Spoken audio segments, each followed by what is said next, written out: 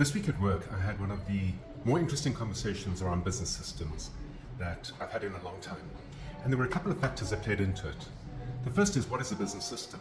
Well, it's not about technology by any means at all. It's not a piece of software.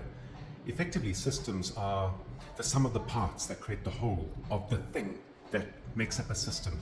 So think of your marketing as a system, or think of sales as a system, or fulfillment, or operations, or human capital management. Think of finance as a system.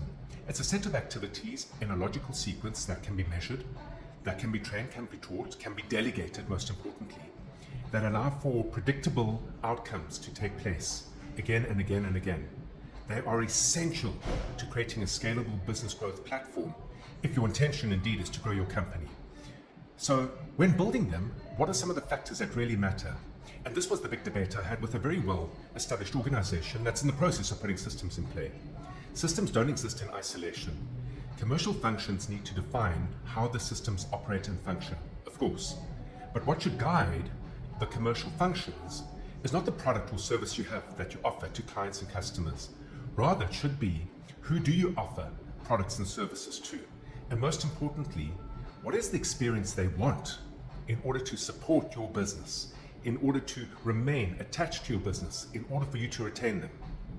The product and service in its own right needs to solve a problem that any company would have. So for example, if you're a hotel and you're buying fresh baked goods, the problem you're solving is the 365-day provision of fresh baked goods for continental breakfast. That's the job of the product.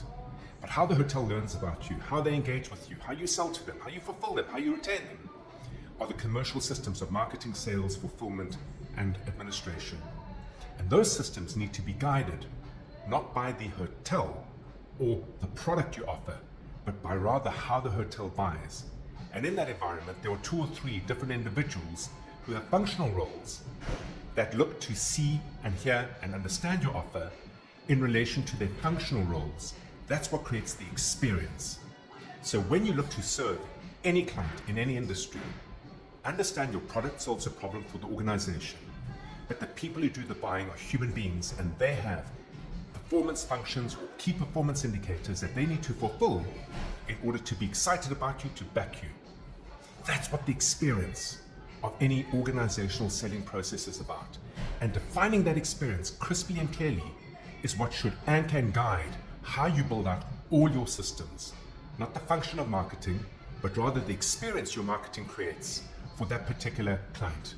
Not the function of fulfillment, but the experience that gets created for that particular client.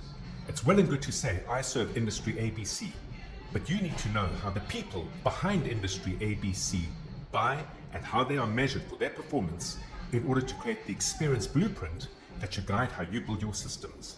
Food for thought, but until next time, have an entrepreneurial day.